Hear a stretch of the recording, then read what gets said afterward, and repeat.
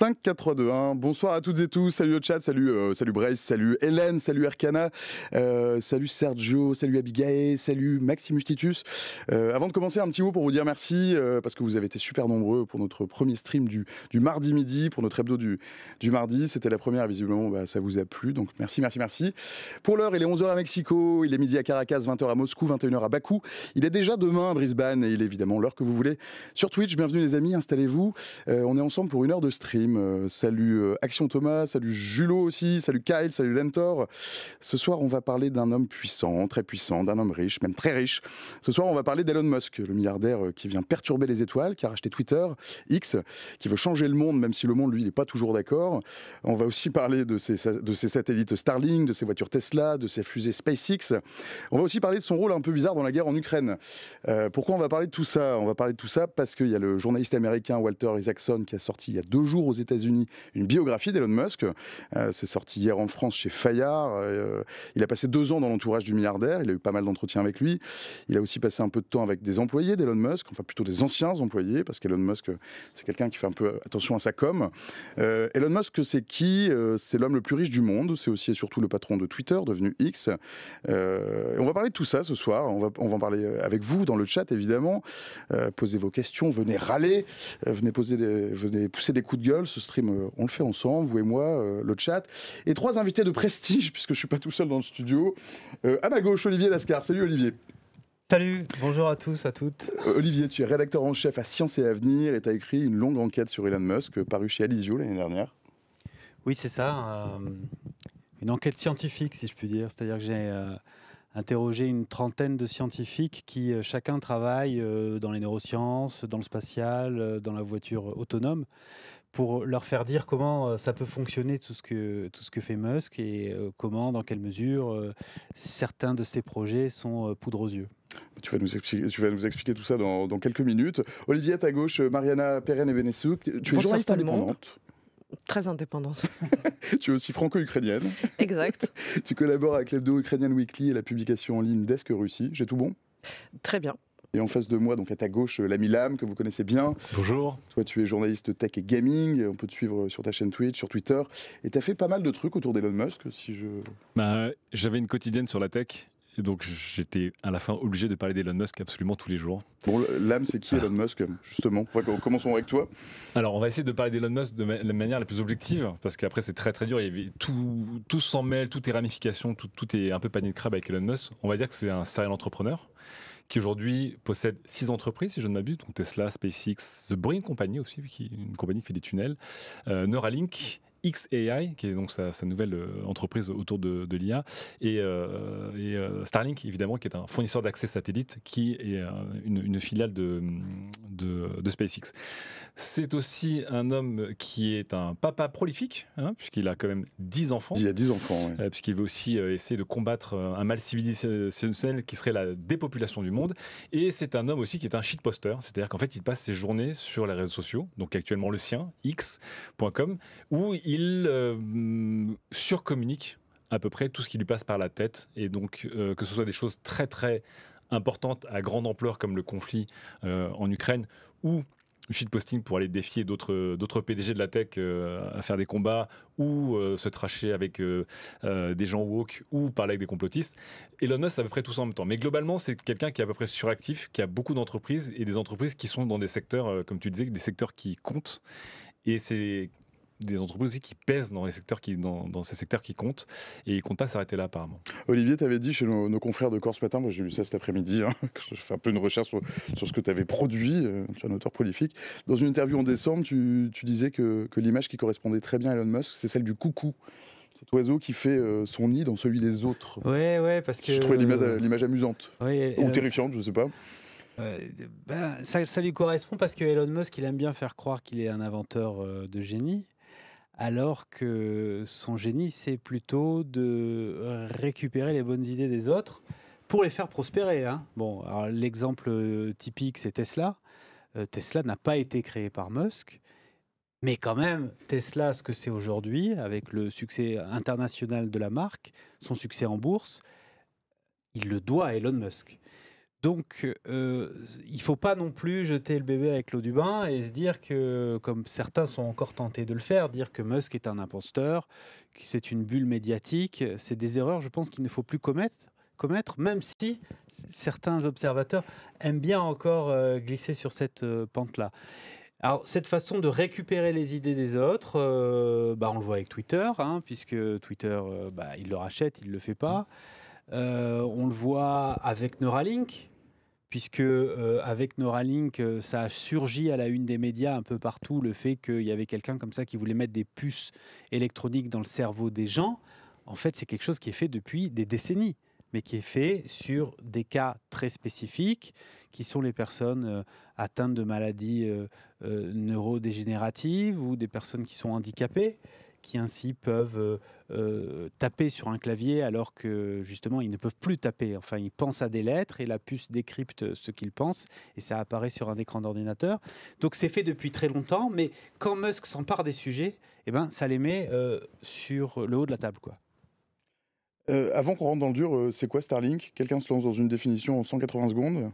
180 secondes. Non, le temps que tu veux. Fournisseur de connexion satellite? Fournisseur de connexion satellite avec un tarif assez agressif pour un fournisseur de connexion satellite. C'est-à-dire que c'est à peu près 100 € par mois, ce qui, pour une connexion satellite, n'est pas si cher. Pas très cher. Pas si cher que ça. Toujours dans le livre là, qui est sorti chez Fayard, sa biographie autorisée, il y a un passage qui raconte comment Elon Musk a choisi de ne pas aider l'Ukraine. Mariana, tu peux peut-être raconter ou tu veux que je raconte, moi? Allez-y, je te laisse cette non, tâche. c'est Elon Musk qui aurait donc coupé Starlink en Ukraine. Starlink les stations Starlink qui sont utilisées donc par les soldats ukrainiens, notamment pour téléguider des drones, si je veux grossir un petit peu. Et on l'aurait un petit peu... et il aurait en fait débranché le réseau à un moment quand l'armée ukrainienne s'apprêtait à attaquer un port en Crimée. Si c'est Exactement. C'est ça, Le port de Sébastopol, donc c'est la base navale.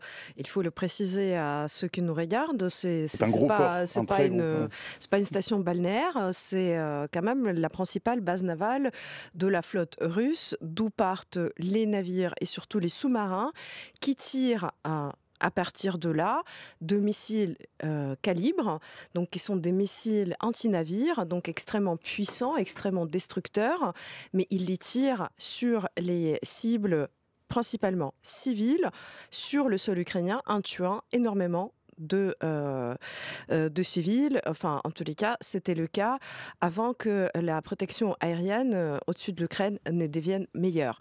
Donc voilà pour le sujet. Eh bien, écoute, moi je suis très inspirée par ce que venait de dire Lame, dans le sens où Elon Musk est le terme est du domaine shitposter, c'est-à-dire qu'il aime bien juste créer le buzz, c'est tout et son contraire, c'est une forme d'existence en fait. Et en ce qui concerne l'Ukraine, c'est exactement la même chose, parce que là, ce n'est pas qu'une révélation, c'est quand même un énième épisode dans un très très long feuilleton dont on ne sait pas quoi penser en fait. Parce qu'on a déjà vu Elon Musk mentir carrément quand il avait dit qu'il voulait désactiver Starlink au-dessus du Donbass par exemple, parce que l'Ukraine ne payait pas et que lui, il n'est pas il ne fait pas de charité. Et c'est là on découvre, en fait, c'est à cette occasion-là qu'on a découvert qu'en fait, que ce soit les terminaux ou que ce soit les abonnements ont été achetés pour l'Ukraine. Il était payé pendant tout ce temps-là. Donc, en fait, c'était une opération de com. Lui, il agissait comme si l'Ukraine en profitait gratuitement. Enfin, c'est vraiment difficile. Est-ce que L'État américain a mis la main au portefeuille plusieurs fois pour cofinancer l'initiative à l'époque. Oui, je m'en souviens. Il y a aussi la Pologne qui avait acheté des terminaux et des abonnements. Il y a probablement la Suède, si ma mémoire est bonne. On n'a pas la liste complète. Ça, comme à lui, au moment quand il a distribué ses billets de station, c'était je vais aider le peuple ukrainien et je leur donne gratos des stations. C'était ça son... Mais c'est très typique d'Elon Musk, c'est-à-dire qu'il est impétueux, il a un énorme ego, il s'en cache pas. Et comme beaucoup de gens, des fois, il envoie des messages ou il prend des décisions un peu simplistes, sauf que on n'est pas Elon Musk. Donc nous, on peut envoyer un tweet pour dire voilà comment je règle la situation en Ukraine. Sauf que lui, il a aussi la puissance qu'il y a avec. Mais derrière, ce qui est compliqué, c'est que derrière le coup de com ou derrière le coup un peu, on va dire, d'ego, Après, il faut assumer la complexité d'une situation. Et c'est là où il y a un vrai problème. Si on remonte il y a quelques années, il y avait un cas qui était déjà précurseur de ce qui s'est passé en Ukraine, qui était beaucoup plus simple. Il y a une équipe de football de jeunes Thaïlandais qui s'est retrouvée bloquée dans une grotte pendant plusieurs jours. Ça a ému le monde entier. On avait des gamins qui étaient bloqués dans une grotte qui était à moitié ensevelie sous l'eau, etc. Et on avait envoyé des spécialistes pour essayer des plongeurs pour essayer d'aller les chercher, les sauver, etc. Le monde était resté bloqué pendant des semaines. Elon Musk, qui n'a rien à voir avec cette situation, s'est mêlé de la situation en disant voilà, j'ai décidé d'envoyer des ingénieurs de Tesla et un sous-marin pour venir en aide à cette équipe petite équipe de football, etc. Il s'était complètement mêlé en fait à ce buzz, ce à quoi on lui avait dit genre restez dans votre coin, il y a des spécialistes, etc. qui sont là-dedans. Le sous-marin n'a jamais servi à rien et il est rentré dans un clash avec un des secouristes qui lui avait dit que c'était, encore une fois, c'était un coup de com en fait de sa part. C'était parti en procès, bref. On a l'impression que là, ce qui s'est passé avec l'Ukraine, c'est à peu près la même chose, mais avec une proportion une autre échelle, quand même, et une complexité beaucoup plus grande. C'est que de la même manière, en fait, l'Ukraine qui demandait de l'aide un peu partout pour dire on a besoin d'argent, on a besoin de soutien, on a besoin de hackers, on a besoin d'armes, on a besoin de plein de choses, il s'est mêlé à la situation pour dire moi je vais venir et je vais donner l'Internet à l'Ukraine. Et évidemment, comme tu dis, c'était beaucoup plus compliqué que ça parce qu'il a été cofinancé, etc. Oui, non, mais c'est ça. C'est ça ce qui est beaucoup plus compliqué que ça. C'est ça ce qui est intéressant, c'est que on présente souvent l'Ukraine comme, que demanderesse, par exemple. Mais il faut comprendre que pour Elon Musk, pour Starlink, pour ces entreprises, la guerre en Ukraine et l'utilisation de Starlink, ça a été un coup de communication absolument énorme. D'une certaine manière, tout à fait. Elon Musk doit autant à l'utilisation de Starlink en Ukraine que l'Ukraine à l'utilisation de Starlink. Ça, c'est la première chose. Mais moi, par exemple, à titre personnel, peut-être vous, monsieur, vous pouvez m'éclairer. Moi, personnellement, je ne sais pas quoi penser de ce fait que ça a été présenté d'abord. OK. Au début, ça a été présenté comme une sorte de charité, une sorte de Elon Musk super-héros. Ça arrangeait tout le monde. Franchement, ça faisait un joli storytelling. Il y avait probablement des partenaires qui payaient pour les terminaux et pour les abonnements qui ne voulaient pas se mettre en avant. Très bien. Pourquoi, par la suite, il a inventé cette histoire que comme quoi ce n'était pas payé alors que c'était faux?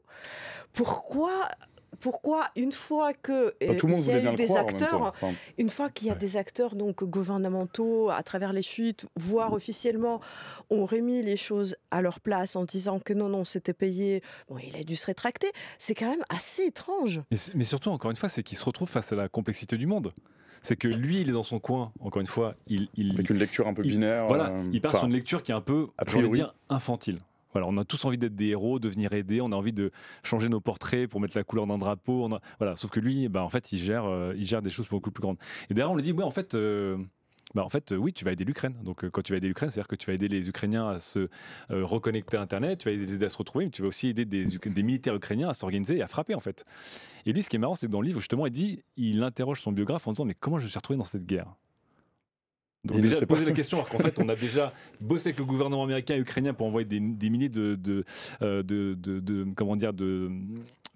boîtes de connexion et de connexion satellite, et ensuite se dire qu'est-ce que je fous là. Et ensuite, il dit, moi, ce que je voulais, c'était que les gens fassent du Netflix and chill, que les enfants puissent prendre des cours à distance, qu'ils fassent des belles choses avec ça, mais rien d'autre. Je veux pas le reste. Donc en fait, là, il se pose lui va décider de ce que son apport au conflit doit être, et encore une fois de manière complètement naïve, puisque c'est évidemment impossible de contrôler ce que les gens font. Il s'est rajouté que ça fait... Olivier, tu voulais préciser un truc il y a 3 minutes, c'est parce que Mariana parlait de storytelling. Effectivement, ça collait bien. Ça collait bien parce que Musk a eu besoin à un moment donné d'essayer de démontrer que Starlink c'était pour le bien commun. Avant Starlink, il y a eu le cas de l'île du Pacifique, l'île Tonga, qui a été coupée du reste du monde parce qu'il y a eu un tremblement de terre épouvantable qui a coupé les câbles sous-marins qui permettaient d'apporter Internet à l'île. Comme les câbles ont été coupés, l'île a été coupée du reste du monde et c'était une île détruite par ce tremblement de terre. Donc il faut quand même de l'imagerie pour pouvoir dimensionner les secours, etc.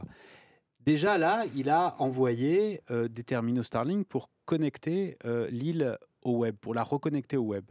Et ça tombait bien parce qu'il était dans une mauvaise passe autour de Starlink, une mauvaise passe médiatique. Parce que Starlink, on l'a dit, ce sont des satellites qui sont envoyés en orbite basse de la Terre.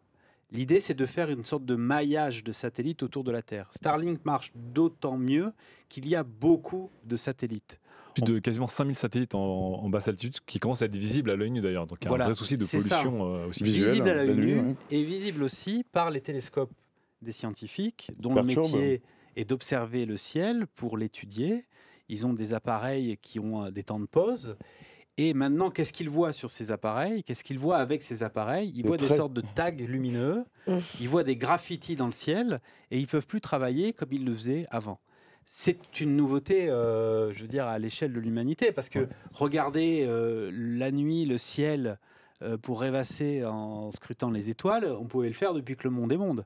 Maintenant, c'est fini. Et ça coûtait pas grand-chose et tout le monde pouvait le faire. Maintenant, c'est fini. En tout cas, c'est dénaturé par des systèmes comme Starlink. Et donc là, il commence à y avoir une bronca de la part de la sphère scientifique, qu'évidemment, on n'entend pas beaucoup. Hein, dans la collectivité, dans le bruit médiatique global, on les entend pas beaucoup. Mais ça commençait à arriver, quoi. Les gens disaient, ce type-là, c'est un danger pour la science. C'est un danger aussi parce qu'il crée des embouteillages en orbite basse. Et il y a des scénarios qui disent qu'un jour, il peut y avoir la théorie des dominos, c'est-à-dire que des collisions de satellites font des débris qui vont détruire les autres satellites, etc., et qu'un jour, tout pourrait être HS. Ouais, l'agence spatiale chinoise s'était déjà plainte d'avoir commencé à devoir esquiver, on va dire. Absolument, absolument. Ouais. Donc, il était quand même dans une mauvaise passe. Et là survient les îles Tsonga, ensuite l'Ukraine, et là, c'est une façon pour lui de dire, écoutez les gars, peut-être que vous allez devoir regarder 20% de temps en plus le ciel pour travailler, les astrophysiciens, mais moi je travaille pour le bien de la collectivité. Et pour l'argent, parce qu'il faut rappeler que Starlink aussi est très très loin de leurs objectifs. Ils avaient prévu à leur lancement en 2015 d'avoir, je ne veux pas dire d'idiotie, mais entre 12 et 20 millions d'utilisateurs. En 2022, il y a 1 million d'utilisateurs en 2022 de Starlink, donc c'est aussi très très loin de leur projection. Et sachant que SpaceX est déjà une société qui est aujourd'hui à l'équilibre, mais qui n'est pas l'équilibre le plus simple, Starlink commencerait peut-être à gagner de l'argent. Ils étaient quand même très très loin de leurs ambitions.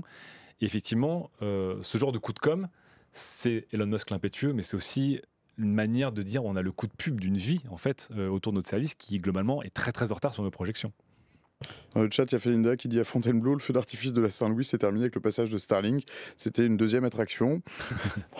Bah oui, pourquoi pas. Elon Musk qui d'ailleurs disait, quand on lui a dit qu'il y avait peut-être de la pollution lumineuse, lui il disait plutôt qu'il pourrait même commencer à vendre de la publicité en basse orbite le jour où il y aura assez de satellites. Hein, ah ouais, donc, non mais alors je sais pas s'il y a donc des pubs visibles depuis le ciel, magnifique. des lecteurs de BD franco-belges parmi Très certainement. nos streamers, Nos viewers, ouais.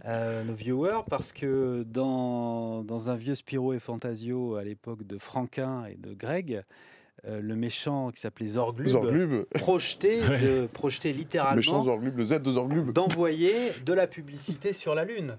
Et ça, c'est quelque chose, c'est une BD qui a dû être faite il y a 50 ans maintenant, ouais. Qui était, il y avait une prescience terrible de ce que ça allait devenir, quoi.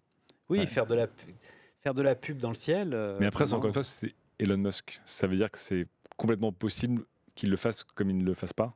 Et encore une fois, je pense que quand il le dit, il est tellement hypé par la première intention et la première impulsion, qui est un peu l'adrénaline, la hype, le cloud qui vont avec, et que derrière, je pense qu'il se fout complètement de la complexité de la situation. Et on revient encore une fois à l'Ukraine. Aujourd'hui, il est empêtré dans un conflit dans lequel il a un rôle, comme les Américains disent, de power broker. C'est qu'en fait, là, il a un rôle stratégique dans l'Ukraine. Il va avoir une ingérence, il va avoir une influence dans les décisions. Lui-même qui pense être quelqu'un qui est neutre, se retrouve en situation de non-neutralité totale. On s'est rendu compte aussi ces derniers temps qu'il était en discussion avec des officiels ukrainiens et aussi avec des officiels russes en même temps, ce qui est un vrai problème de sécurité quand même. Je ne sais pas comment il va se sortir de cette situation parce que là c'est très compliqué quand même. Là je pense que vraiment tu touches, c'est une sorte de Elon Musk qui découvre la complexité du monde. Oui. Parce que moi je suis extrêmement frappée, enfin si tu veux, par cette idée que Elon Musk étonné comment je me suis retrouvée dans une guerre. Toi, tu n'adhères pas à ça. Alors que écoutez, avec tout ce qu'on vient d'étayer, mais il y a aussi un élément qu'on n'a pas encore apporté. Cela fait plus de 2 ans que Elon Musk travaille avec l'armée américaine, avec le Pentagone, pour que ce système intègre le système de commandement de l'armée américaine. Donc en fait, à partir du moment où on est là pour travailler avec les forces armées américaines, on est impliqué. Voilà, comment on peut ne pas être impliqué là où est impliqué le Pentagone. C'est l'ombre portée des États-Unis. Non, mais exactement. Surtout, on dirait un enfant. Tu sais, qui d'un coup dit je veux plus jouer. Je veux plus jouer, quoi. Alors, et en plus, vrai, ça, et là, ça, on peut c'est... continuer ça, et c'est ce qui est fascinant, c'est qu'on peut continuer ça à l'infini, parce que cette histoire de Pentagone, ce contrat avec Pentagone, qui par ailleurs est questionné maintenant, notamment par sénatrice Elizabeth Warren, qui était une candidate à la primaire démocrate la dernière fois, enfin qui était très vue, très suivie. Eh bien, c'est quoi? Ça aussi, c'était pour l'argent, beaucoup d'argent, mais c'était aussi un coup de pub, parce qu'il faut se rappeler que Elon Musk se positionne très à droite, très patriote. Donc en fait, ça, c'était super pour l'image quand même, d'être patriote, de collaborer avec l'armée américaine, tout en ayant l'image comme ça, cool, très moderne. C'est encore tout une contradiction. Et c'est encore une contradiction, et j'ai l'impression que c'est presque comme un kaléidoscope. On peut être piégé par ces communications qui tournent. Mais son biographe le dit, parce qu'il a passé 2 ans avec lui, vraiment en continu, comme il dit, dans son ombre. Et il dit, en fait, j'ai eu affaire à plusieurs Elon Musk plusieurs fois dans la journée, en fait. Mais c'est ça qui est marrant. C'est un peu comme le météo en Islande, t'as plusieurs météos dans la journée, quoi. Ouais. Quand on regarde Mariana, le personnage... il y a Freedom qui te salue. Salut Freedom. Alors, et pas nous, les autres. alors Bonjour. Mais pas bon, alors. sûr que si. C'est vrai que Musk, il déclenche des commentaires complètement binaires, c'est tout noir, tout blanc, on l'adule ou on le déteste. Et en fait, c'est vrai que quand on le regarde d'un peu plus près à travers ce qu'il fait, c'est beaucoup plus en niveau de gris, quoi. C'est beaucoup plus paradoxal, c'est beaucoup plus intriguant. C'est un personnage beaucoup plus complexe que l'image qu'il donne de lui. Et s'agissant de ce que vous décrivez, quoi, cette façon de se comporter un peu comme un gosse, il y a plusieurs Elon Musk, quoi, hein. Dans le domaine SpaceX, ça date de 2000-2002. C'est l'année où il est devenu américain, où il a eu la nationalité. Sud-africain. Voilà. Oui. Mais depuis le rachat de Twitter, il y a un autre Elon Musk qui est apparu aux yeux du monde. C'est une sorte de personnage qui a pris la confiance, quoi. Et comme il est devenu une sorte de personnage central dans cette agora numérique mondiale, il croit pouvoir sortir très facilement de sa sphère de compétences, alors qu'il a tort là-dessus. Il se plante très régulièrement. Et le mot sphère, il est hyper important aussi, parce que une des grandes questions que tout le monde pose, c'est la fameuse sphère qui l'enferme de la réalité, puisque on sait, Elon Musk le dit lui-même, qu'il a des états mentaux assez spécifiques quand même, donc il est diagnostiqué Asperger, il se dit lui-même bipolaire, pas forcément traité, ce qui peut être dangereux avec le temps, et on sait aussi maintenant qu'autour de lui, il y a une sphère de gens qui le coupent aussi un peu de la réalité, qui sont des yes men et des yes women, qui sont des fans absolus. Il est entretenu par un oui-oui. Une sorte de petite cour de gens qui ne le contredisent pas, qui des lieutenants et des fans. Et je pense qu'il y a aussi le coupe vachement de la réalité et du bruit qu'il génère. Et je pense que cette sphère, elle est dangereuse pour lui. Et on a vu un autre gars aussi qui était très puissant, qui s'est retrouvé dans une sphère qui l'a un peu coupé du monde, qui avait lui aussi des problèmes de santé mentale non checkés, qui était Kanye West. Et je pense que il y a un parallèle qui se dessine on assiste vraiment à l'implosion en direct, jour après jour, une implosion très très lente de 2 hommes qui ont été très puissants, très brillants, qui ont révolutionné leur industrie, qui ont gagné beaucoup d'argent, qui ont incarné une forme de réussite, de glamour, qui ont été au cœur de la génération réseaux sociaux, qui ont été dans tout ce qui était le drama, la hype, tous les jours, et qui petit à petit sont en train de se barrer littéralement en vrille. Et sur Elon Musk, effectivement, comme tu dis, Twitter, on sent que là, il y avait déjà eu des signes avant-coureurs où il avait commencé à aller au-delà de ce que la loi donnait, avec notamment des problèmes avec le jardin financier américain, sa bataille avec ce plongeur anglais en Thaïlande. On sentait déjà qu'il commençait à être un peu border, non checké, quoi. Et effectivement, avec Twitter, on a vu comment il est arrivé pour racheter, pour dire que finalement il ne voulait pas racheter, pour être au milieu de ça, pour tout casser de l'intérieur, pour virer des gens, pour les réembaucher, pour parler de liberté d'expression absolue, alors que c'est le premier en fait à censurer, à stopper des trucs dans tous les sens, etc. Et en fait, Twitter, je pense, a accéléré comment dire, notre vision de lui, parce que vraiment là on le voit de manière toujours plus crue en fait, et je pense que ça accélère aussi sa détresse mentale. On sait aujourd'hui, et même d'autres fondateurs de réseaux sociaux l'avaient dit, mentalement, gérer un réseau social c'est un cauchemar. N'importe qui ressort dans une dépression folle, mais si cette personne a un quotient émotionnel, une empathie gigantesque, et vous n'êtes pas cette personne. C'était les mots du fondateur de Reddit notamment. Et il s'est lancé là-dedans, et c'est un cauchemar mental pour lui aussi de gérer Twitter, puisqu'il se fait littéralement cracher dessus par beaucoup de monde. Il est en train de s'enfermer dans quelque chose, et il y a une petite sphère effectivement qui est plus droite, droite, extrême droite, etc., qui le célèbre et qui crée aussi pareil, une sorte de sphère de confort autour de lui, dans laquelle il est en train de s'enfermer, tout en pensant qu'il est une forme de neutralité. Enfin, les choses ne font plus aucun sens et elles font que s'accélérer. Donc j'ai assez peur quand même de voir cette spirale partir dans des effets assez dramatiques, surtout qu'il est impliqué maintenant dans des trucs dramatiques comme une guerre quand même. À pause de chat, 30 secondes. Il y a Volka Schultz qui me dit... Qu'est-ce que tu nous dis, Volka, pardon. Le sort des Ukrainiens, ça l'intéresse pas. Merde, pardon, excusez-moi. Zut, flûte. Le chat bouge. Bah oui, j'ai mon doigt sur la souris. Je pense que le sort des Ukrainiens l'intéresse. Le sort des Ukrainiens ne l'intéresse pas. Il se sert de la guerre pour tester ses jouets. La Gougoune dit, il n'est pas Asperger, il dit ça pour faire genre. Il y a Julot qui vient d'arriver, qui est à la bourse. Salut Julot. Il y a Erax qui disait, son papote justement, Kanye West et Elon Musk. Ils étaient, à un moment, ils se sont montrés ensemble. Il y a une photo qui tourne, non, on les voit tous les deux. Oui, mais et puis il l'a fait revenir sur Twitter. Mais je pense qu'il y a beaucoup de similarités. Après, il y a un truc, je suis le numéro. Il y a Morcalas qui dit, est-ce qu'il n'est pas dangereux de psychanalyser Elon Musk à vue de nez, surtout son psychiatre sous la main? Oui, non, mais c'est... Le psychanalyse pas, je reprends que ses propres termes, c'est lui qui annonce. Hein. Il est décrit dans la biographie comme attiré par la tempête et le drame, et il serait sujet à des oscillations émotionnelles imprévisibles. Ouais, alors c'est justement ce que je voulais dire pour revenir aux choses dramatiques. Bon, le cas Elon Musk, c'est pour ça qu'il nous attire, parce qu'il est tellement dramatique, il est tellement... il provoque, voilà, enfin, il produit quand même un scandale par jour, voire deux. Donc, il y a à boire et à manger. Mais c'est là où c'est intéressant ce que tu venais de dire. Premièrement, c'est que ce n'est absolument pas le seul entrepreneur dans ce domaine de même genre. Ah, ça, c'est la première chose. Et la deuxième chose, pour revenir vers des choses plus fondamentales, ce cas par le vrai dramatisme, parce qu'il faut, et je rappelle encore une fois, on a empêché les attaques sur les sous-marins qui tuent les civils. Ah. C'est dramatique là. Donc on peut présumer qu'à cause de cette connerie qui a eu lieu un jour, il y a eu des civils qui sont morts. Voilà. Ça c'est la vraie vie, la vraie mort, le vrai sang. C'est ce que vient des conseillers de Zelensky, voilà. Il me semble. Et donc, en gros, Elon Musk aurait du sang sur les mains. Voilà, et donc, et là, il y a ce mélange de genres. Bon, ça nous rappelle quand même qu'il y a la vraie vie, elle est extrêmement sérieuse, et que dans cette vraie vie, dans le monde, on voit le retour d'un phénomène qui, à un moment donné, était quand même en retrait, c'est-à-dire la place énorme de certains entrepreneurs, de certains secteurs.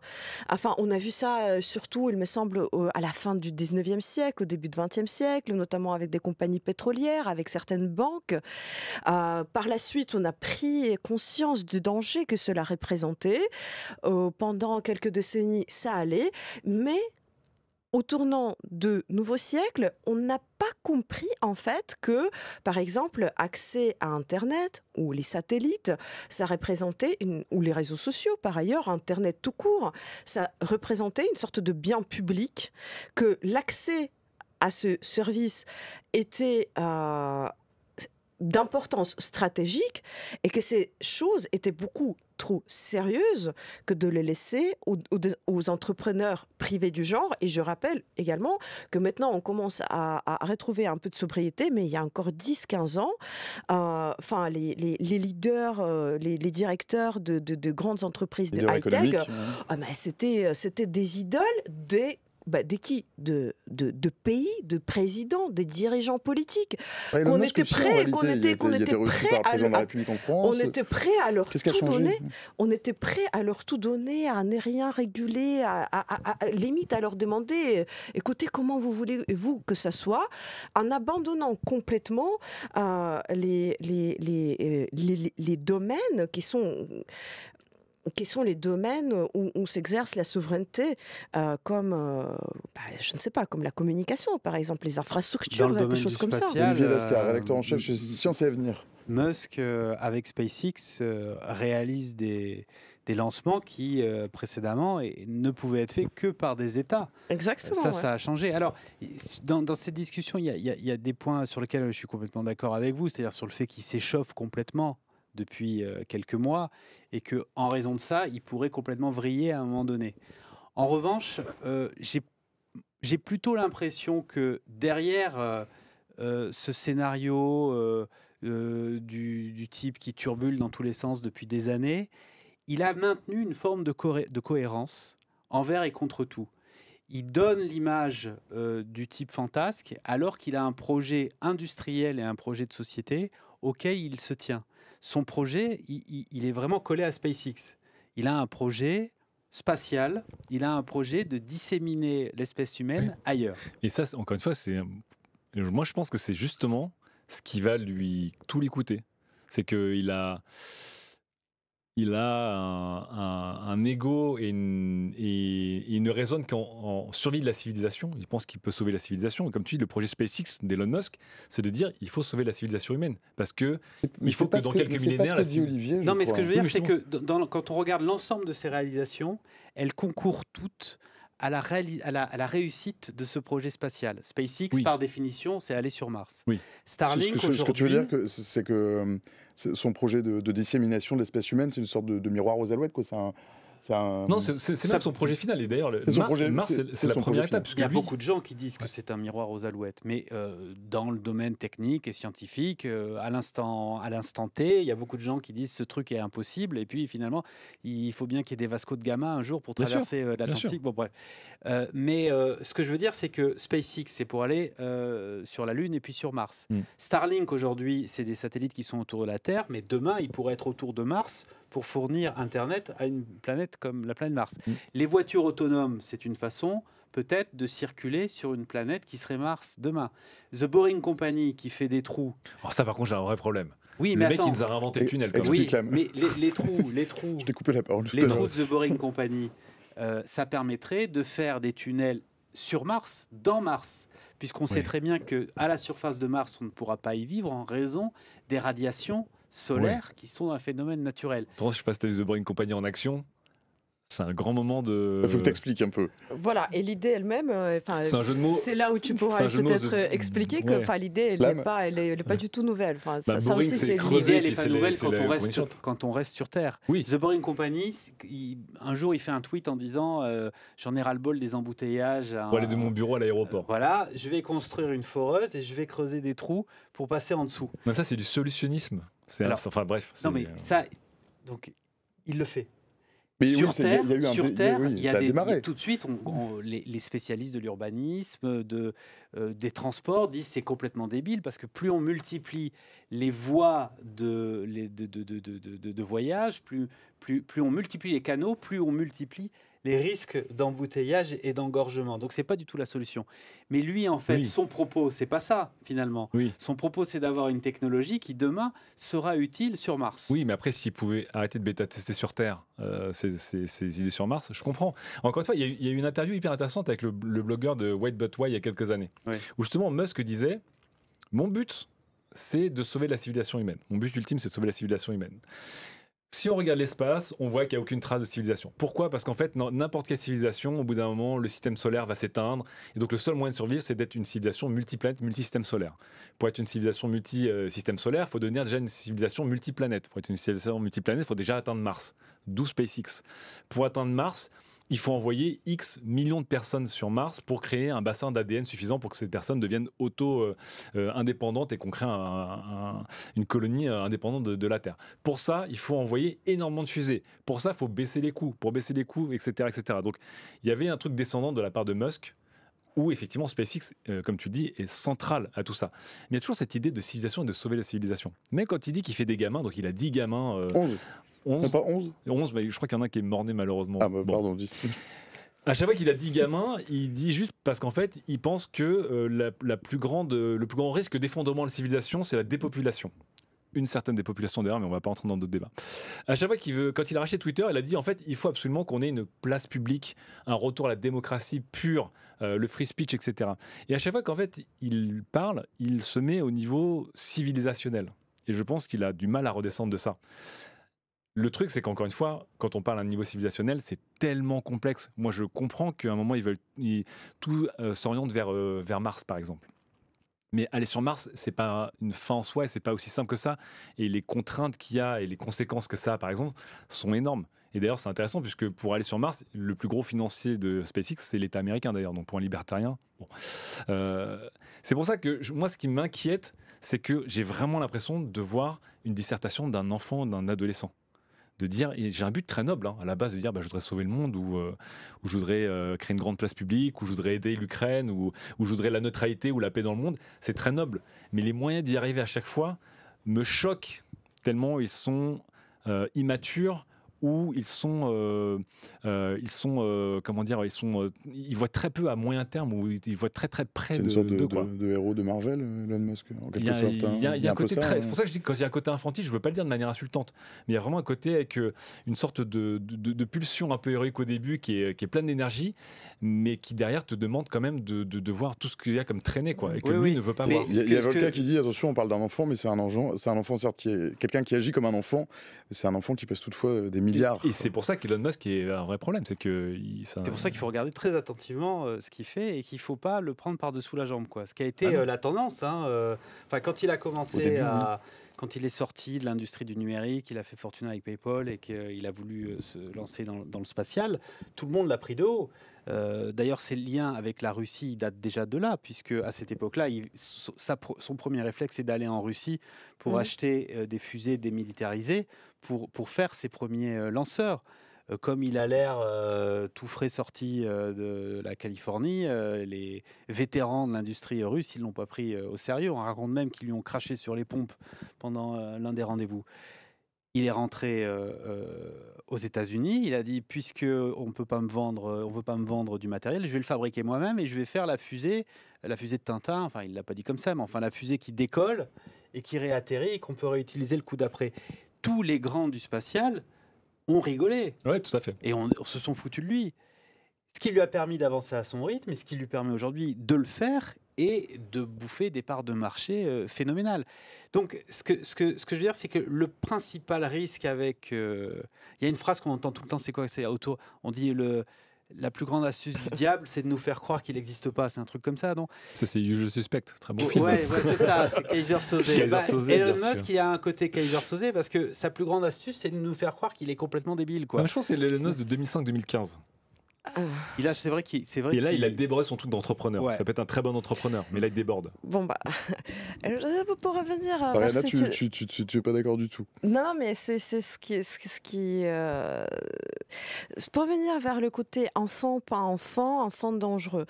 Moi, je pense, nous pouvons tous être d'accord sur le fait que Elon Musk est un entrepreneur. En tant qu'entrepreneur, il fait ce qu'il veut. Et justement, j'aimerais shifter un peu l'attention d'Elon Musk vers la responsabilité de tous les autres. Parce que là, ce que tu as dit, ouais, très bien, enfin bon, qu'il arrête de bêta-tester des conneries sur Terre. Oui, en effet, tout le monde n'a pas pris Elon Musk toujours de haut. Il faut se rappeler qu'il y a quand même eu beaucoup de municipalités, beaucoup d'autorités des différents niveaux dans le monde qui étaient intéressées par ces projets, qui ont commencé à travailler avec ces projets, qui l'ont pris extrêmement au sérieux alors que c'était absolument pas au niveau. Pareil, on le laisse faire des choses qui peut-être qu'il ne serait peut-être pas raisonnable à laisser faire un entrepreneur privé, même si lui personnellement il est convaincu que... Oui, mais c'est typique pour Starlink parce que Starlink, on s'est rendu compte de la pollution lumineuse et en termes d'équipement que ça générait une fois que c'était en place. Oui, donc il n'a justement... pas fait ça en douce, hein. Il avait des Après, autorisations pour les lancer, Peut-être que c'est le temps de réfléchir à nous tous de c'est très ce qu'on l'entrepreneuriat laisse. moderne quand même. Hein. Peut-être justement, c'est le moment pour nous tous de réfléchir ensemble à ce qui doit revenir à ces individus, à ce qu'ils peuvent ou ne peuvent pas faire, parce que quand même, nous vivons tous ensemble ici.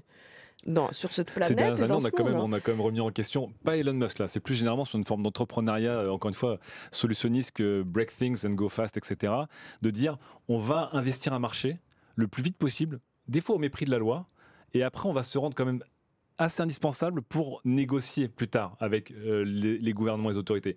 On pense à Uber, on pense à Airbnb, on pense à Facebook, on pense aussi à Elon Musk. Ce sont des gens qui ont décidé que les choses étaient trop lentes pour eux. Ils vont aller le plus vite possible, se rendre indispensables et après ils vont négocier. Et ça, il en est un des représentants, mais pas le seul. Effectivement, SpaceX, mais aussi, encore une fois, Tesla a été beaucoup en bisbille avec les lois et les autorités par rapport à leur voiture, par rapport aux réglementations sur la conduite autonome, par rapport à des mensonges aussi qui ont été faits. Et ça, c'est aussi une mentalité qui est très, très propre à la Silicon Valley des années 2000-2020. On y va et on verra.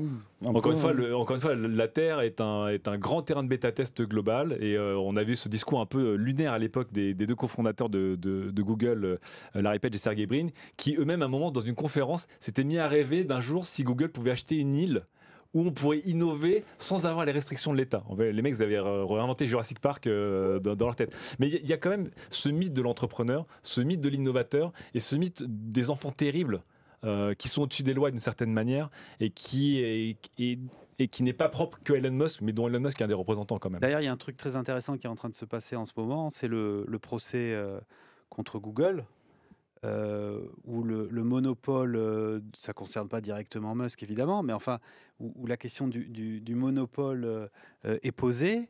Dans le passé, tu le disais, il y avait eu des grandes entreprises, il y avait eu la loi antitrust qui faisait que dans le pétrolier, par exemple, il y a des boîtes qui avaient été démantelées. Peut-être que... Alors, est-ce que ça va arriver avec Google? Peut-être que politiquement, à un moment où la Chine est tellement puissante du point de vue de la tech et compagnie, ça serait misé gros. Ce qui sauve les grosses entreprises américaines du démantèlement, en ce moment, c'est l'ombre de la Chine. Mais sinon, il y avait quand même des gros appels à du démantèlement de Meta, de Google, etc. Voilà. Et c'est une façon, c'est peut-être un des signes où l'on voit que l'acteur public commence à se dire qu'il a besoin de remettre la main sur tous ces individus, sur toutes ces entreprises, parce que sinon, il va être... il est dépassé déjà aujourd'hui, mais peut-être qu'il peut se permettre, il peut pas se permettre d'être trop dépassé quand même. Et même encore une fois, l'ingérence de Musk en Ukraine, c'est un camouflet pour l'État américain. J'aimerais bien qu'on y revienne tout de même, parce que l'Ukraine était plutôt OK quand même avec le fait qu'Elon Musk arrive avec ses valises Starlink. Est-ce que l'Ukraine a tant besoin que cela d'Elon Musk? Est-ce qu'elle pourrait faire sans lui? Alors, elle en a toujours besoin. Elle en a eu surtout besoin dans les premiers mois. C'est extrêmement précieux parce qu'il faut comprendre ce qui s'est passé. Enfin, la Fédération de Russie a commis d'innombrables crimes de guerre sur le territoire ukrainien, y compris la destruction de l'infrastructure de communication civile. Ce qui fait que, par exemple, dans des régions entières, pendant des semaines, voire 2 mois, il n'y avait aucune connexion, par exemple, mais en revanche, il y avait des pilonnements, des incendies.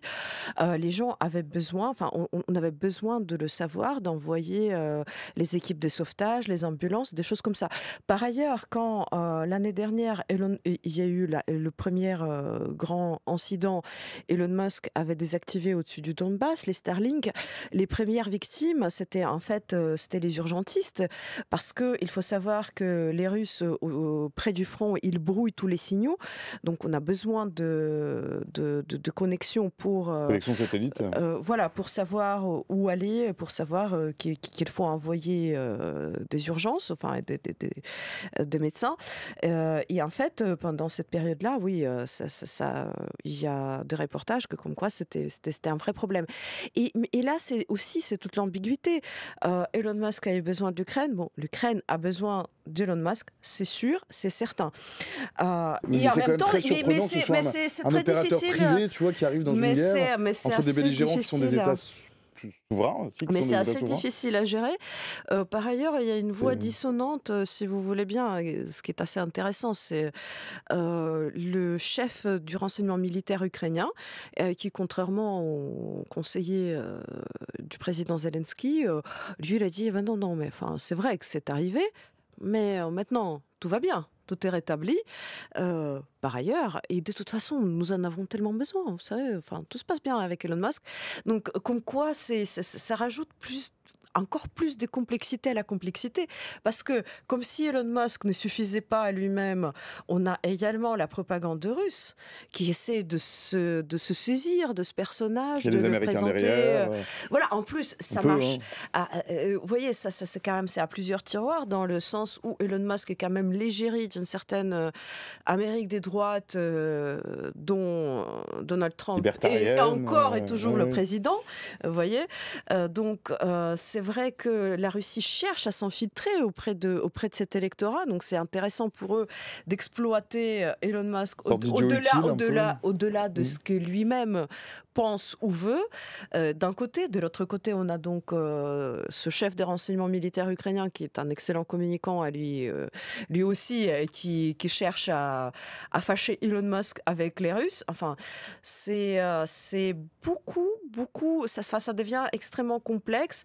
Et je pense que nous aurions pu passer non pas 1 heure, mais peut-être 5 heures à faire un vrai streaming sur Twitch, là, à parler de ce personnage et de cette situation, si malheureusement nous ne serions pas arrivés à ce point où c'est tellement mis en relief que tout ça, c'est sérieux.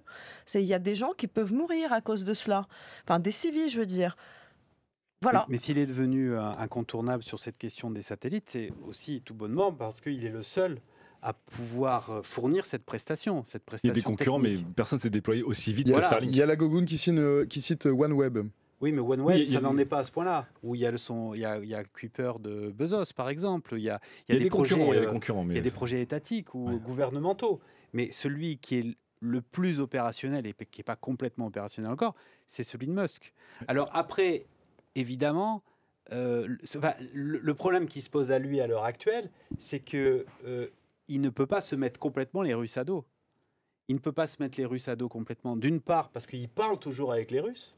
SpaceX, c'est l'opérateur de la capsule Dragon qui envoie l'équipage vers la Station spatiale internationale. Et la Station spatiale internationale, c'est le seul lieu au monde où il y a encore une collaboration entre les Américains et les Russes, puisque dans les équipages, il y a à la fois les Américains et les Russes. En tant qu'opérateur de ce vaisseau, il parle forcément avec les Russes. Par ailleurs, ça a été dit tout à l'heure aussi, il a un besoin impérieux de la Chine pour le développement de Tesla, et la Chine est pro-russe. Donc il ne peut pas aller quand même... Et en même temps, il est américain et l'entreprise est américaine qui collabore avec le Pentagone. Et le gouvernement américain a été le plus gros créancier de toutes ces entreprises, encore une fois, parce que SpaceX, tout comme Tesla, tout comme Starlink, leur premier client, ça reste le gouvernement américain. Donc effectivement, il est très important dans beaucoup de secteurs et il s'immisce dans beaucoup de conflits. Et du coup, il se retrouve au milieu de plein de choses et à un moment, il ne veut plus prendre la responsabilité de tout ça. Donc, il croque un peu à tous les râteliers. Et après, ça devient compliqué à digérer quand même. Ça devient très compliqué à digérer. Bon, en gros, c'est comme tu as dit. C'est le thème de cette émission, c'est Elon. Découvrons la complexité du monde avec Elon, en fait. Oui, complètement. Parce que on a tout à l'heure, on a parlé de la Chine, on a parlé de n'est pas l'Ukraine. Peut-être que tous nos spectateurs n'ont pas vu, mais Elon Musk, il a fait aussi récemment une sortie sur Taïwan. Donc il y a hier, il me semble, avant-hier, où il a dit, enfin, en gros, que Taïwan, c'est un peu comme Hawaï, et que c'était la faute des États-Unis. Si c'était pas encore réunifié, enfin, c'était incroyable. Et donc, on a parlé. Donc, en fait, Elon Musk est extrêmement dépendant de la Chine parce que c'est un très grand marché. Et en même temps, je ne sais pas, est-ce qu'il a un plan B pour se passer de puces taïwanaise, parce que Taïwan est quand même le leader mondial des productions des puces électroniques. Et tout ce qu'il fait est extrêmement dépendant de ce type de produits. Toutes les voitures Tesla sont des ordinateurs sur pattes. Voilà, sur donc, roue. et je pense que lui-même, il n'arrive pas à rentrer ça dans sa tête de comment on peut prendre les puces à Taïwan et vendre ses voitures à la Chine, mais tout en ménageant tout le monde. Et il me semble, c'est ce qu'il essaie de faire, en fait. C'est comme toi, tu viens de dire, il a son projet, il essaie de ménager un peu tout le monde. Ça marche de moins en moins bien, finalement, d'une certaine manière, parce que là, il commence à mettre tout le monde sur le dos. Mais et surtout que c'est extrêmement sérieux, malgré tout. Enfin, à la fin, j'ai l'impression qu'on traite Elon Musk comme un désastre naturel sur lequel on n'a aucun contrôle. C'est un peu ça, en fait. Il a eu un âge d'or. Il a eu un âge d'or. Je pense qu'en 2008-2015, ça a été son âge d'or. C'était quand même le grand moment où Disney a lancé Iron Man et ouvertement Iron Man de Robert Downey Jr., incarné par Robert Downey Jr., était inspiré d'Elon Musk. On le voit était vraiment dans le deuxième épisode. Bien sûr, on était dans le mythe de l'entrepreneur génial, un peu connard, mais qui le rend encore plus génial et sexy, qui est Tony Stark, et donc qui était proche de ça. Donc il a quand même eu un âge d'or, sauf que maintenant il est à la fois, je pense qu'il s'est empêtré dans toujours plus de choses. Il est toujours plus impétueux et toujours plus mercurial, comme on dirait d'un certain politique français aussi. Et d'un autre côté, il est rattrapé par l'arrêté. Mais vraiment, ce qui me fait peur, c'est que dans le livre de Walter Isaacson, on parle d'un homme qui est aussi en grande souffrance, qui carbure à la kétamine, qui a des épisodes dépressifs plusieurs fois par jour, qui a plusieurs personnalités, qui, encore une fois, qui n'est pas traité, qui n'est pas suivi, qui n'est pas checké, etc. Et Elon Musk ou pas Elon Musk, en général, c'est très mauvais signe pour n'importe quelle personne qui a des soucis de santé mentale. Et surtout, quand on a, encore une fois, 10 enfants, 6 entreprises, un pied dans un pays, un pied dans son plus grand rival, un troisième pied par-ci, un troisième pied par-là, tout en voulant être la place publique du monde entier, etc. etc. C'est évidemment intenable, même pour une personne qui aurait été différente d'Elon Musk. C'est intenable pour n'importe qui. Olivier ? Non, mais c'est marrant parce que tu parles de sa représentation dans la fiction qui était extrêmement positive du temps d'Iron Man 2. Ben ouais. C'est vrai que le glissement dans la fiction, il se voit aussi parce que quand on voit un film comme Don't Look Up, où il y a ce personnage de scientifique qui veut développer une solution pour détruire l'astéroïde, ce personnage, c'est un méli-mélo de différentes inspirations, mais il y a beaucoup de Musk en lui. Il y a énormément de Musk en lui. Et d'ailleurs,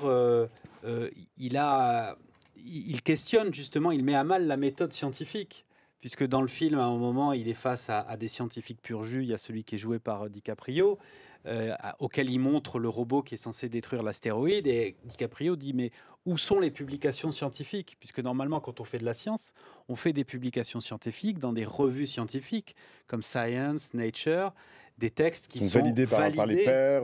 Validés par les pairs. Musk n'est pas du tout là-dedans. Non, c'est un entrepreneur un peu ingénieur. Il ne fait pas de publications scientifiques. Quand il veut faire des communications, il fait des vidéos YouTube comme celle des cochons avec les capteurs dans la tête qui permettent d'enregistrer les neurones de leur groin. Et alors, c'est ça ce qui est intéressant, mais peut-être toi, Olivier, tu pourras développer ça beaucoup plus loin. Et, là aussi, Elon Musk, ça rappelle quelque part ce qui s'est passé au début du XXe siècle, parce que souvenons-nous, au début, la science, c'était quand même l'affaire de particuliers brillants, on va dire, passionnés.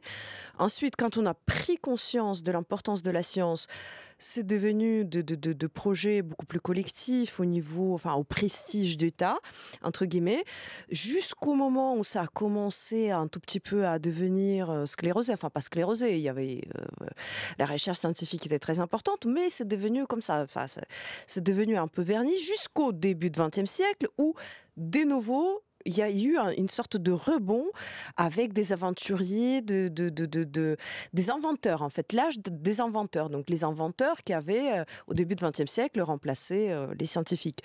Et là, j'ai l'impression, avec Elon Musk, qu'on voit quelque sorte ce remake de retour des inventeurs, opposé un peu à la science telle qu'elle s'est formalisée.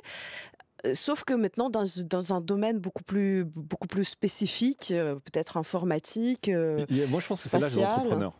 Vraiment, on est dans l'âge des entrepreneurs où on glorifie à la fois les capitaines d'industrie, on glorifie donc les fameux entrepreneurs casse-cou. On est encore dans un monde où Steve Jobs est une sorte de dieu pour plein de personnes. On est dans un monde où, comme tu disais, Ludo, je veux dire, Elon Musk, même au cœur de toutes les tempêtes, il est toujours invité par des chefs d'État, dont Emmanuel Macron. Un Vivatech, il fait ça le comble, c'est une rockstar, etc. Donc je pense qu'on est aussi dans l'âge des entrepreneurs qui eux-mêmes se disent je suis entrepreneur, mais je suis un peu inventeur, je suis un peu développeur, je suis un peu scientifique, je suis un peu ingénieur en même temps. Et Elon Musk, il a toujours voulu se réclamer de tout ça en même temps un petit peu. Mais c'est quand même, je trouve que c'est plutôt l'âge de l'entrepreneur aujourd'hui. C'est pas un scientifique. Il y a Wanabe qui disait Elon Musk piédestal. n'a de pouvoir que celui qu'on lui donne. C'est un peu ça en réalité. Alors, oui, mais ça c'est dangereux. Non, mais c'est exactement ce que nous disons là. Comme ça, alors Olivier, parce que ça participe de dire qu'Elon Musk, il n'existe pas, Oui, et vrai, on lui c'est vrai, donne, c'est vrai. on lui donne de l'importance que parce qu'on en parle. Au contraire, on s'arrêterait de causer d'Elon Musk. il pèse. Il pèse. Il pèse Ce qu'il a énormément. fait dans le spatial, c'est énorme. Je veux dire, Dans l'automobile, sans lui, ça ne serait pas arrivé. Dans l'automobile, il a quand même révolutionné le rapport à la voiture électrique, Et là, on qui parle était beaucoup vu comme un ouais. bousin pas possible avant qu'il arrive. Bon, et ça, qu'on le veuille, je veux dire, il faut pouvoir le dire, même si on le déteste, surtout si on le déteste. Il faut reconnaître qu'il a un flair. Non, Parce mais- que voilà, même sur l'intelligence artificielle, on rappelle qu'il a créé XAI parce qu'il a voulu prendre le contrôle de OpenAI, dont tout le monde parle aujourd'hui, mais c'était quand même un des cofondateurs de OpenAI. Il a voulu en prendre le contrôle. Les cofondateurs ne sont pas fait avoir comme sur Tesla, mais du coup, il aurait été encore au cœur des discussions parce que OpenAI aujourd'hui, mais tout le monde ne fait que parler de ça depuis 2 ans, et il aurait été aussi là. Donc, il faut lui reconnaître encore une fois, il a un vrai talent pour flairer les tendances entrepreneuriales et les avancées technologiques, s'y placer. Des fois réussir, des fois ne pas réussir, mais il pèse. On ne peut pas dire qu'il ne pèse pas. mais justement, il y a Wanabe est-ce que qui dit ils essayent de façonner le monde de demain. Ils ont pris le relais, donc ces entrepreneurs, hein, ils ont pris le relais de nos politiques qui n'ont aucune vision à long terme. Oui. Eux, en gros, Ça, font quelque chose, enfin, donnent au moins cette impression. Excuse-moi, juste D'où 30 leur secondes. succès. C'est que Non, on a quelques sur le minutes, long, allez-y. sur le long, c'est ce qui caractérise aussi, et c'est ce qui fait qu'il embarque des gens, c'est cette question du long terme. C'est-à-dire qu'alors qu'on est, on est habitué à une sphère politique extrêmement court-termiste, qui regarde pas plus loin que les prochaines élections, là on a un gars, et en plus dans un cadre où on nous dit c'est la fin du monde parce que le réchauffement climatique, etc. Le gars, il regarde résolument à la fin du siècle. Et il nous dit des trucs dont on peut considérer qu'elles sont complètement azimutées, qu'on va vivre sur Mars, etc. Mais au moins, il regarde à, Oui, c'est à 100 ans de C'est ce qui a créé un peu distance. son mythe et ce qui l'a rendu très séduisant pendant plusieurs Voilà, années. Ça projette qui le rend l'humanité dans le atypique. rêve, Qui le rend enfin, atypique. c'est un imaginaire Excuse-moi, qui je est- t'ai coupé. Ah non, Mariana. mais pas du tout, mais finalement, je pense que je peux faire une petite synthèse là. Alors, je suis Ce serait particulièrement. très opportun. Ouais, non, mais je suis particulièrement d'accord avec ce commentaire que, enfin, il a le pouvoir qu'on lui donne. Ce n'est pas une émission pour ou contre Elon Musk. Non. Ou pour ou contre un autre entrepreneur qui a eu beaucoup de succès. Enfin, je vais Enfin, éviter. Bezos ou Zuckerberg, Je vais éviter quand même des mots tels visionnaire et autres. Ce n'est pas pour ou contre. Ce qu'ils font, c'est très bien, mais il faut que la société, collectivement, et les pouvoirs politiques comme l'expression de cette société puissent définir ce que nous pouvons, ce que nous voulons les laisser faire, tout simplement. Ce n'est pas, encore une fois, ce n'est pas il est bon ou il est mauvais. Il est certainement bon en certaines choses, il est certainement mauvais en d'autres choses. Donc le problème, finalement, c'est si vous voulez, la responsabilité, elle est la nôtre collectivement. Et ensuite, donc, pour revenir au deuxième commentaire, il y a les autorités politiques et qui semble-t-il, n'ont pas de vision en fait de l'avenir, ni même de ce qu'on fait. C'est complètement une responsabilité des politiques. Tout à fait. Doivent, et on commence à le voir. Je veux dire, alors, s'agissant du procès contre le monopole de Google, c'est pas les politiques, c'est le juridique. Mais enfin, le DSA, DMA venant de l'Europe pour réguler le web et les réseaux sociaux, c'est aussi quelque chose qui va dans le bon sens Tout à et fait. qui participe d'une réappropriation de la chose publique, de cet univers, le numérique, pour le dire d'une façon générale, parce que finalement, Tesla, tu l'as dit, c'est un ordinateur sur roue.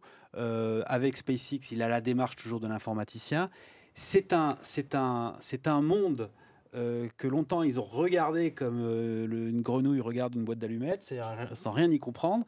Et maintenant, peut-être que Image pour sympathique. certains d'entre eux, commencent à se dire, mince, tout est en train de basculer de ce côté-là, Oui. il faut y aller. Quoi. Il y a une énorme inertie sur les 20 dernières années.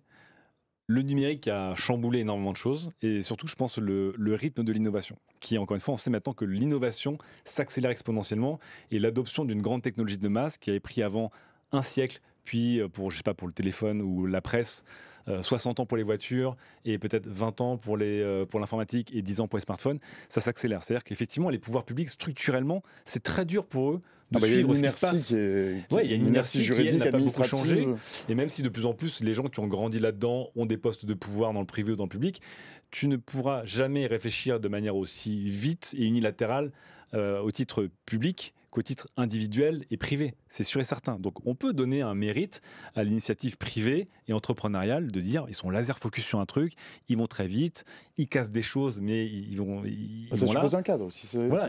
Et derrière, il y a toujours un cadre, on le sait, on l'a vu avec tous les grands procès de Microsoft qui a tué la concurrence des navigateurs à l'époque, de Google aujourd'hui qui a attaqué pour des positions d'abus, etc., d'Apple, de tous les GAFAM ou des BATX en Chine. C'est très joli dans un premier temps l'entrepreneuriat et l'innovation qui permet d'accélérer les choses. Et derrière, on sait très bien qu'il faut un cadre. Il faut forcément un cadre.